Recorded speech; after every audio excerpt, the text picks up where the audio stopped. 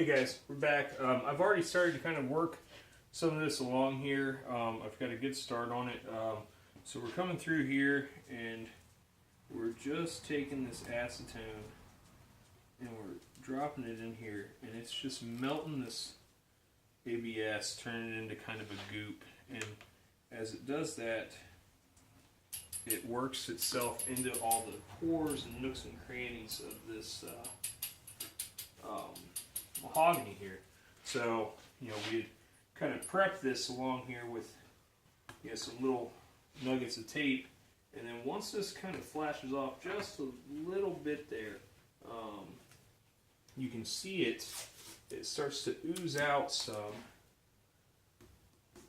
and almost do a squeeze out, very similar to Tight Bond and wood glues. But you want to wait just long enough so that the acetone evaporates, because this, the acetone evaporates pretty quick. Once it's melted the ABS, it stays kind of goopy for a minute, and it'll let you have a little bit of work time with it there. But that said, the acetone will also, alleviate your stickiness from your tape. So that's why it's kind of important that you work in little sections here as you go. But yes, we're just kind of working along here, getting that acetone in there, giving it a little squeeze, and you'll see it start to kind of liquefy your plastic, your bindings.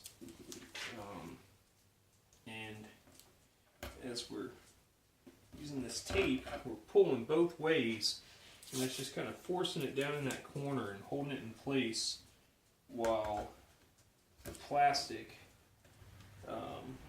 dries back out some, I guess, for lack of a better term there, and solidifies because we've melted it with the acetone. So this kind of helps keep it in place while it all sets up. Part of the reason we like to, we're using the heat gun and stuff ahead of time is trying to hold this in place if it's not already sort of formed in the shape that you want it is next to impossible to do it in a time frame that makes it make sense. And if you see here, as I compress this, you can see it's a very milky looking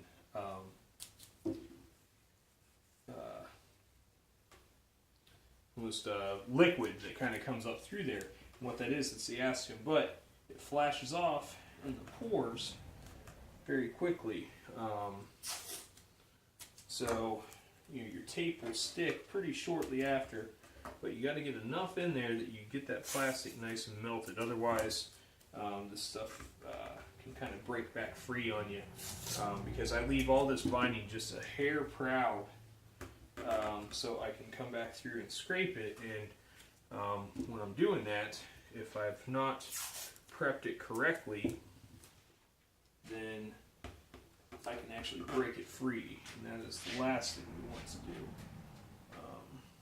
So now we just have this last little corner here to work out.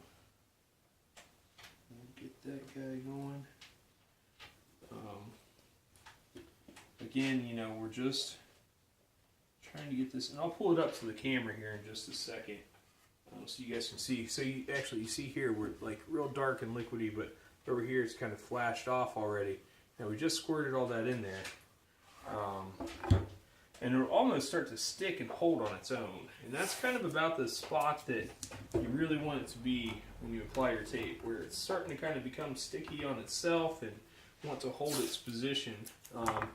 And also that's back to, the heat gun and why we wanted to preform this is, we're relying on it to be in the state that it wants to be in, so that you're trying to force it into place, and it's constantly trying, so you bend this and it's trying to spring back on you. Well, if that acetone, if that glue joint fails, this wants to go right back to normal. But if this is already in that shape and it has very little resistance trying to pull against it, it'll, you know, even if something were to not settle in quite right, it stays where it wants to be. So you're not fighting, you know, natural forces of the spring back that's in the plastic. It's just kind of locked into place and staying where you put it. So yeah, there's that. And if you look closely, you can see, for instance, right here, we've got some squeeze out. It actually just milked my finger a little bit there. But that's the kind of stuff. And also that'll help, you know, that little bit of squeeze out is just enough that it'll kind of fill in if you have any imperfections in your channel or any gaps that need filled. That plastic will kind of melt in there and make your work look really clean and neat and tidy. And I mean, that's what we want, right? We want a nice, clean, tidy guitar. We want it to look like we know what we're doing. So yeah, so thanks for following along, guys. You know, the same process applies up here. We'll heat these, bend them, stick them in place, glue them, let them sit for a while. But yeah, at this point, we just let this stuff sit. Overnight's always, you know, nice. Now it'll give you the illusion that after about a half hour or so, you can peel these, but let it sit overnight. Again, you know, that kind of force of it wanting to pop against itself, unless you bend it really, really perfect, chances are if you pull it loose tomorrow, you might come out and have some spots where it broke free. So, you know, just let it sit overnight in this form and, you know, let it do its job. It'll cure out and go back to a solid.